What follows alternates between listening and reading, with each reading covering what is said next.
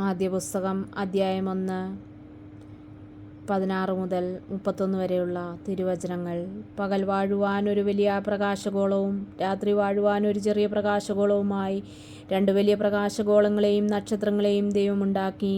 ഭൂമിയെ പ്രകാശിപ്പിക്കുവാനും പകലും രാത്രിയും വാഴുവാനും പ്രകാശത്തെയും അന്ധകാരത്തെയും തമ്മിൽ വേർതിരിക്കുവാനുമായി ദൈവം അവയെ ആകാശവിരിവിൽ നൽകി.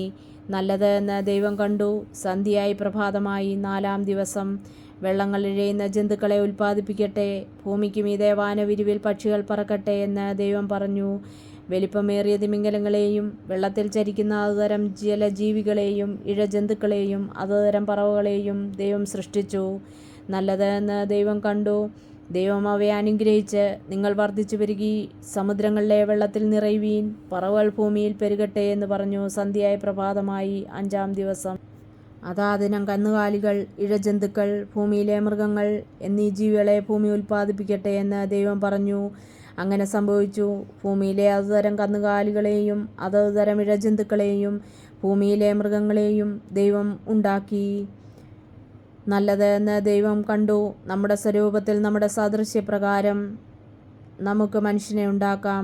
സമുദ്രത്തിലെ മത്സ്യങ്ങളുടെ മേലും ആകാശത്തിലെ പക്ഷികളുടെ മേലും എല്ലാ കന്നുകാലികളിന്മേലും ഭൂമിയിലെ സകല മൃഗങ്ങളിന്മേലും ഭൂമിയിൽ ചരിക്കുന്ന സകല ഇഴജന്തുക്കളിന്മേലും അവൻ അധികാരിയായിരിക്കട്ടെ എന്ന് ദൈവം പറഞ്ഞു.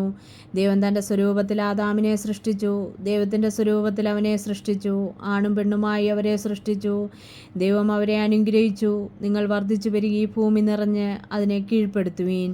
സമുദ്രത്തിലെ മത്സ്യങ്ങളുടെ മേലും ആകാശത്തിലെ പറവകളിന്മേലും എല്ലാ കന്നുകാലികളിന്മേലും ഭൂമിയിലെ എല്ലാ മൃഗങ്ങളിന്മേലും ഇഴജന്തുക്കളിന്മേലും വാഴുവീനെന്ന് ദൈവം പറഞ്ഞു.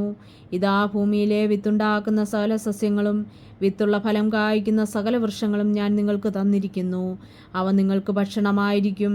എല്ലാ വന്യമൃഗങ്ങൾക്കും ഭൂമിയിലെ ആകാശത്തിലെ എല്ലാ പറവകൾക്കും ഭൂതലത്തിൽ ചരിക്കുന്ന എല്ലാ ഇഴജന്തുക്കൾക്കും ജീവശ്വാസമുള്ള സകലത്തിനും ആഹാരമായി പച്ചസസ്യമൊക്കെയും ഞാൻ കൊടുത്തിരിക്കുന്നു എന്ന് ദൈവം പറഞ്ഞു. അങ്ങനെ സംഭവിച്ചു. ഇതാ ഞാൻ ഉണ്ടാക്കിയതെല്ലാം വളരെ നല്ലത് എന്ന് ദൈവം കണ്ടു. സന്ധ്യയായി പ്രഭാതമായി 6-ാം ദിവസം. ഈ കേട്ട തിരുവചനങ്ങളിലൂടെ ദൈവമായ കർത്താവ് നമ്മെ ഓരോരുത്തരെയും സമൃദ്ധമായി അനുഗ്രഹിക്കുമാറാകട്ടെ. ആമേൻ.